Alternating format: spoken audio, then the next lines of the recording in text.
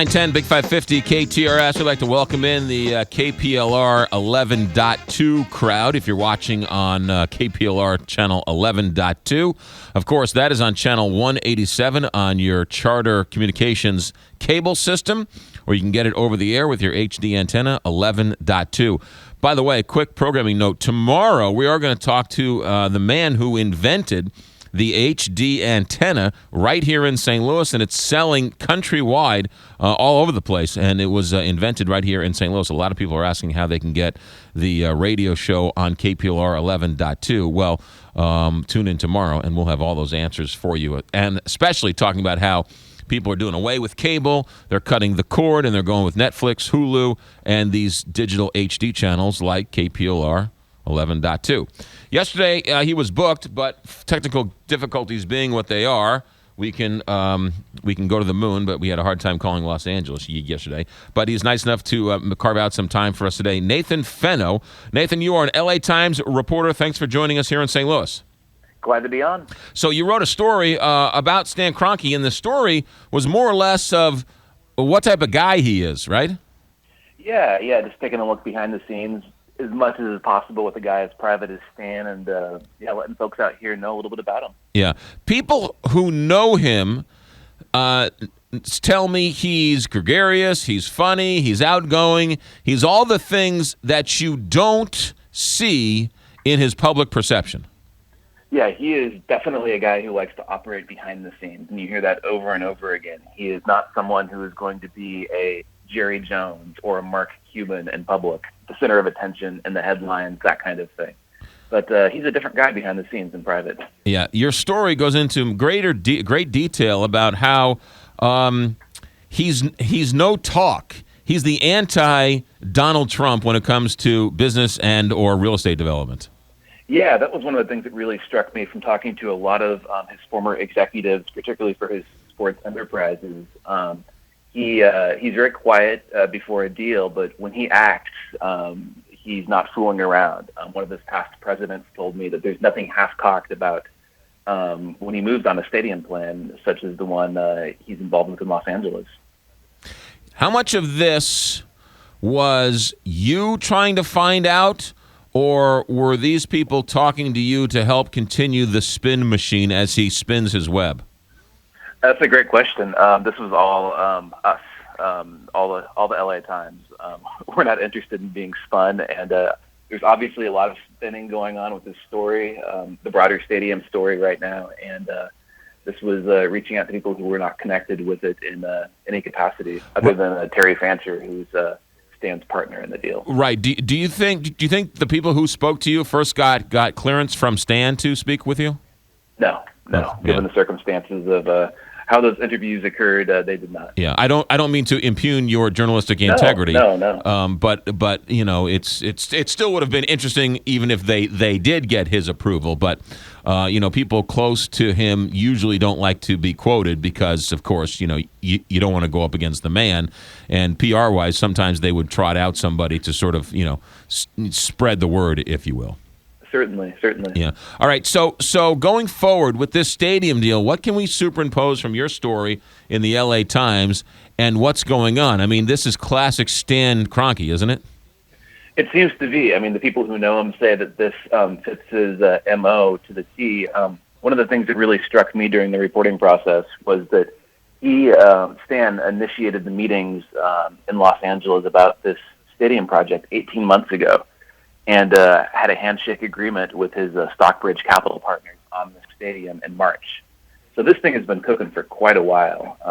I think that longer timeline provides a lot of context to all this stuff that's seeped out into public view. This thing is a little further down the railroad tracks than at least I had expected. Yeah. So it was cut months ago, and then it was just released 2 weeks ago. Clearly, that was planned for it to be released the day after the last game of the season. It certainly doesn't seem coincidental. I think that's the best way to put it. Yeah. So what happens now? Is this stadium deal in Los Angeles a done deal? I don't think it's a done deal. And, anybody who's familiar with the last 20 years in Los Angeles since the Rams left, and Raiders as well, there's something like 17 NFL teams that have flirted with Los Angeles in one way or another. So the city and the region is used to being used as a point of leverage, really. So there's a lot of skepticism out here that this is actually going to be different. And I think until there's a shovel in the ground and a press conference saying a team's coming out here, it has to be taken with a pretty significant grain of salt. Yeah, but it's really interesting. So look at some of these other teams, and a lot of people speak to Minnesota as using Los Angeles as a stalking horse. That's the example people love to use. And, we're going to go to Los Angeles, build us a stadium. Well, Stan Kroenke's taken the opposite approach. Stan Kroenke bought the land and cut a deal to build a stadium and hasn't said anything. So he's not threatening to move. He's just going to build a football stadium in Los Angeles. Yeah, and that's one of the things that makes this situation a little different. At the same time, the site he's looking at, it's the site of the old Hollywood Park racetrack, a little, southwest of downtown Los Angeles. People have tried to build an NFL stadium there in the past. I was reading the other day about a plan in 1995 that they're saying they're going to build a stadium, the whole rigmarole. I mean, obviously there's no stadium here. So, people have made these plans before and nothing has come of it. So, Again, there's a lot of skepticism out here. Yeah. People in Los Angeles and the people here in St. Louis are kind of into the same boat. We've both been burned. We don't believe it till we see it. As you say, no one believes it till the shovel's in the ground. What has to happen for Stan Kroenke to ultimately get to the finish line and build that stadium? What's the opposition? What's the thought process in Los Angeles? There are still a lot of hurdles. There is in the city of Inglewood, which is where this stadium would be built in, the voters have to approve some elements of the project this year through a referendum. So there's that hurdle. Then there's the NFL side of things, which I'm sure you all are familiar with. And, right. Stan wanted to move the Rams out here. 24 of the 32 owners would have to approve it, which is no given. And as well, the NFL has maintained very, very clearly that they're the ones who are pulling the strings of the NFL market, where a stadium is going to be what team or teams would occupy it.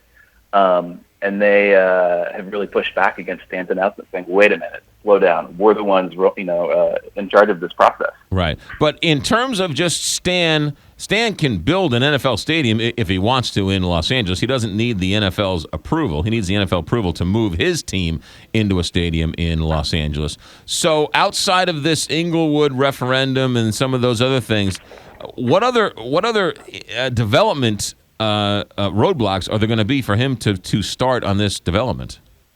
I mean, aside from that, there aren't a lot. Then again, spending probably $2 billion on an 80,000 seat stadium, a sensible businessman, which he seems to be, I would imagine want to have a commitment or two for an NFL team to occupy such an expensive undertaking. Right. Yeah. Really interesting. Nathan Fenno, our guest, Los Angeles Times reporter, wrote a story. The headline is Stan Kroenke finishes what he starts. Will the finish line be in L.A.? Nathan, what you and your other reporters talk about this, I'm sure, on a semi-regular basis. What percentage are the people and you and whatever else thinking that the Rams might be playing in Los Angeles within the next 3 or 4 years? That's a tough question because there really isn't a buzz about that possibility around town. There's just so many other options, so many other things going on, so many other things to do.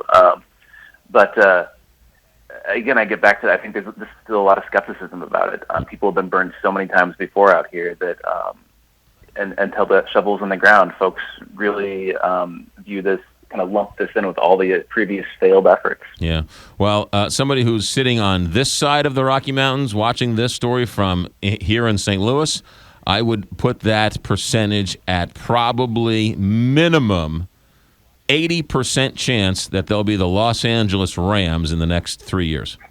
Mm-hmm. I mean, it's tough to argue with when with all the behind-the-scenes machinations and something that's been in the works for 18 months, and with the way Kroenke operates, or at least is said to operate, he's not one to go off the cuff with these kinds of things. Right. And he owns 100% of the land in Los Angeles he wants to use to build the stadium. St. Louis and the region owns only 25% of the land here to build the stadium. So, just in terms of land acquisition, it'd be so much easier just to build it there as opposed to here, but that's a whole other story. Nathan, thanks for checking in. Great work, and I'm sure we'll be talking to you down the road. Definitely happy to come on. You got it. Nathan Fenna with us, LA Times reporter, wrote a story about Stan Kroenke in the LA Times. Get another sense. It's really interesting how they look. They're gloom and doom the way we're gloom and doom, and so. But there's really no real roadblocks to building that stadium. People of Inglewood, you really want to build a stadium? Well, someone's going to put $1 billion in. You got to build a couple of roads and fix a couple of sewers. How about that trade-off? I think anybody would cut that deal. But St. Louis don't see a whole. Governor Jay Nixon is going to hold his State of the State address. I just wonder if this Rams and a new stadium is going to even garner a sentence in his State of the Union address. And if it's not, well then,